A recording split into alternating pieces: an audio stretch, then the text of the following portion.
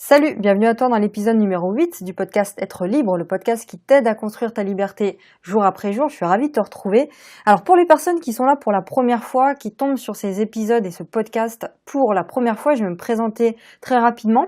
Donc moi c'est Vanessa et j'accompagne depuis plusieurs années en coaching privé et maintenant sur le web toutes les personnes qui entreprennent ou qui veulent entreprendre et je les accompagne dans leurs projets et on travaille aussi beaucoup sur l'état d'esprit, sur les croyances, sur les blocages, sur toutes tes pensées finalement qui te nuisent et qui t'empêchent de réussir et d'accéder à une nouvelle réalité. Alors aujourd'hui on va parler de découragement, comment faire pour dépasser le découragement, tous ces moments où tout va mal, où tu as l'impression, tu te sens complètement déprimé, tu as l'impression que tu vas réussir à rien dans ta vie et que cette vie est nulle, déprimante, pourrie et qu'en gros elle vaut pas la peine d'être vécue. Donc comment faire pour dépasser ça, pour finalement avancer et réussir à avancer pas après pas dans ta vie professionnelle, dans ta vie personnelle. Et pourquoi c'est nécessaire de comprendre comment faire pour dépasser ce découragement? Parce que plus tu vas le laisser s'installer dans ta vie, plus tu vas amplifier les choses malheureuses dans ta vie. Et plus tu vas expérimenter finalement des choses négatives et c'est pas ce que tu veux. C'est pas ce que tu veux dans ta vie. Toi, ce que tu veux, c'est être bien, c'est te sentir libre et te sentir heureux. Ça, c'est ce que tu veux. Donc, comment faire? Et avant de savoir vraiment quelles sont les actions à mettre en place, les étapes à mettre en place, il faut savoir d'où provient le découragement. Donc, je vais t'expliquer en 2 clés d'où provient ce découragement.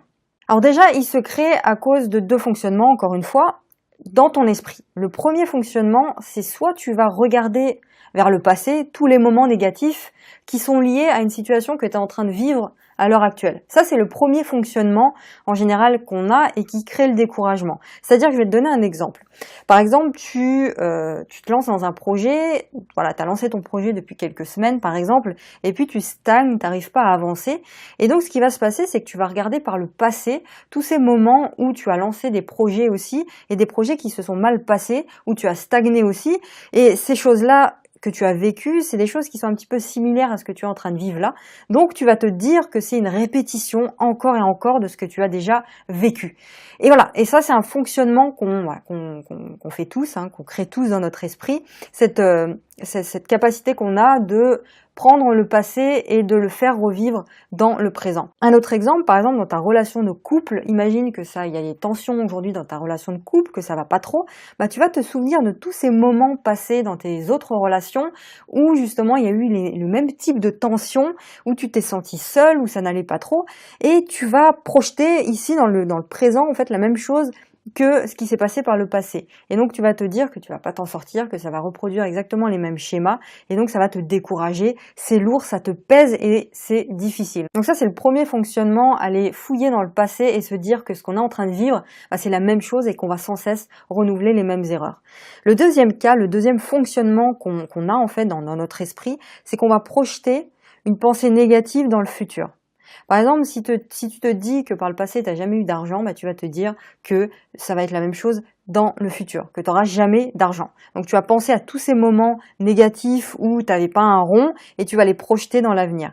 Donc par exemple, tu vas te dire que tu n'as jamais d'argent et donc que certainement tu n'en auras jamais non plus dans le futur. Et ça, c'est super pervers parce que ça t'empêche d'avancer dans tous les domaines. Et j'ai envie de te rappeler ici que tous les domaines de notre vie, en fait, sont complètement interdépendants. C'est-à-dire que si aujourd'hui, dans ta vie de couple, ça va pas du tout, il y a de grandes chances que dans ton boulot, dans ton taf, dans ton entreprise, ça ait des répercussions négatives. Si ta santé, ça va pas trop, tu te sens complètement fatigué, t'arrives plus, tu fais plus de sport, t'es pas au top, ça va avoir des répercussions dans ton boulot, ça va avoir des répercussions dans tes relations. Donc c'est très important de travailler sur ton découragement parce qu'un découragement dans un domaine aura forcément des impacts dans les autres domaines. Et le découragement, c'est l'inverse de la motivation. Tu n'auras pas envie de te dépasser parce que tu penses que quoi que tu fasses finalement, tu vas jamais y arriver. Donc ce fonctionnement-là, pour terminer avec ce deuxième mode de fonctionnement qu'on a, c'est que finalement, tu crées déjà ton avenir dans ton esprit. Tu as déjà créé ton avenir dans ton esprit. Tu t'es formé, si tu veux, une réalité qui n'existe même pas encore d'ailleurs, et tu la projettes comme si elle était vraie, et c'est ça qui te décourage. Donc, maintenant que tu sais d'où ça provient, comment faire pour diminuer ce découragement et l'anéantir finalement, parce que c'est ce que tu veux. Alors déjà, première des choses, prends l'habitude de revenir au moment présent, de te ramener dans le présent. Au lieu d'aller chercher dans le passé ou de projeter dans l'avenir, reviens au moment présent, à ce qui se passe maintenant. Remarque déjà que tu es en vie, remarque toutes les choses positives qu'il y a dans ta vie. Et même si tu as l'impression que rien n'est positif dans ta vie, que tu vis un truc complètement, que c'est le néant, fais un effort. Remarque que tu peux trouver, peu importe où est-ce que tu poses tes yeux, tu peux trouver quelque chose de positif. Rien que le fait de pouvoir respirer, rien que le fait de pouvoir voir les choses, d'avoir des yeux pour voir, d'avoir des organes pour respirer, rien que le fait d'avoir de l'eau dans ton robinet que tu peux faire couler et tu peux choisir si tu veux plus d'eau froide, d'eau chaude, rien que le fait de pouvoir te laver, de pouvoir boire de l'eau, rien que le fait de pouvoir d'avoir de la lumière chez toi, de pouvoir écouter ce podcast, parce que si tu écoutes ce podcast aujourd'hui, c'est justement parce que tu as de l'espoir, que les choses changent, sinon t'écouterais pas ce podcast-là. Donc, tu vois, tout ça, c'est des choses positives et le fait de se focaliser dessus, de prendre le temps de se focaliser et de penser à ces choses-là, ça te transporte dans un environnement qui est beaucoup plus positif. Et ça, c'est important de le comprendre. Donc arrête-toi et pose-toi, regarde toutes ces bonnes choses qu'il y a dans ta vie. Parce que oui, il y en a, quoi que tu puisses en dire, fais un effort et tu verras qu'il y en a. Regarde ce que tu peux déjà apprécier dans ta vie, regarde ce que tu considères comme positif et regarde aussi tes réussites passées, parce que tu en as eu des réussites passées, aussi petites soient-elles. Et ce qui est important que tu fasses, c'est de prendre un cahier. Va t'acheter, à côté de chez toi, il y a un supermarché, va t'acheter un cahier, un classeur ou un petit carnet de notes, et écris dedans toutes les petites réussites que tu as eues par le passé, et toutes les réussites que tu as tous les jours, chaque jour. Tu rentres à la maison, tu as réussi un petit truc de bien, une petite action, un petit pas, une petite étape, note-le. Et tu verras qu'au fil du temps, ce carnet va se remplir et tu vas revenir à chaque fois dessus. Et ça va te transporter dans un autre état d'esprit. C'est important de faire ça aussi et de penser à avoir cette habitude-là. Tu vois, c'est une question de décision. Si tu veux une bonne fois pour toutes arrêter d'être découragé et passer un cap, passer un niveau dans ta vie, apprends à faire des nouvelles choses. Apprends à te créer de nouvelles habitudes. Et l'histoire du cahier, c'est une nouvelle habitude que tu dois prendre. Quand tu regardes par le passé, au lieu de regarder avec un œil négatif, regarde avec un œil bienveillant. Parce que repenser au passé, c'est complètement humain, c'est naturel, on le fait tous, on s'identifie tous à des choses qu'on a déjà vécues, quelque part c'est naturel. Mais là où c'est pas top, là où ça devient vraiment pervers, c'est quand tu penses à ces choses-là avec un œil négatif.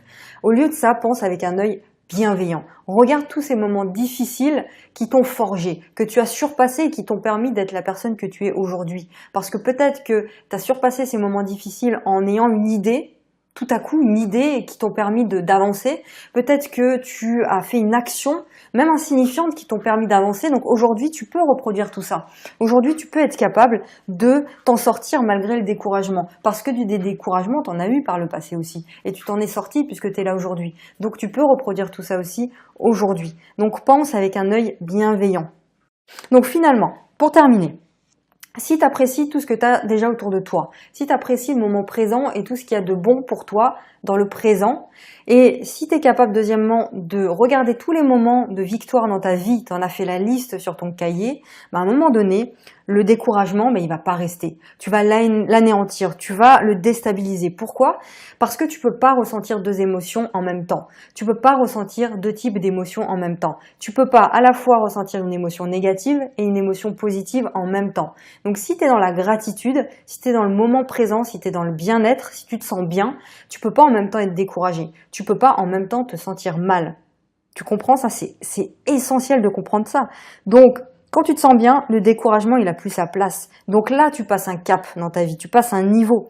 Donc là, tu vas être dans les énergies positives, dans les pensées positives. Et en persévérant comme ça dans cette voie, en prenant l'habitude de faire ce genre de choses chaque jour, tu vas devenir le maître. Et tu vas donner, si tu veux, de nouveaux ordres à ton cerveau, à ton esprit, un petit peu comme quand tu donnes un ordre à ton ordinateur par des commandes, là, ça va être exactement la même chose. Tu vas dire à ton esprit que tu as besoin de positif, que tu as besoin d'opportunités, d'événements, de personnes dans ta vie pour te faire avancer. Et ces personnes-là seront des personnes positives, des opportunités positives et des événements positifs. Donc tu vas passer du découragement à l'encouragement pour te sortir de ce cercle vicieux. Donc regarde toujours les choses positives dans ta vie, le moment présent dans ta vie.